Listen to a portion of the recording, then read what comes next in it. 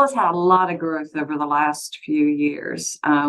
We've gone from just a few manufacturing sites to we have 19 now and over 10,000 employees. So I manage human resources for the Troy operations in Troy, Ohio.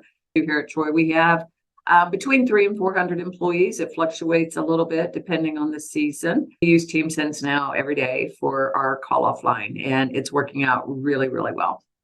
Prior to implementing the call-off line with TeamSense, each of our employees would call their individual managers if they were not going to make it in for the day and request whatever time they needed.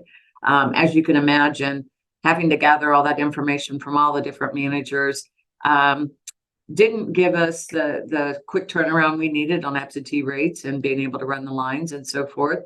It's great. It's great because so any given day, I can go in and look and see what our absentee percentages for that particular day or for the weeks and the months prior to that, days, weeks, months, whichever the case may be. So it really, from a strategic standpoint, I look at absenteeism rates. We look at it breaks it down even to who has the highest number of call-ins and what are they calling in for.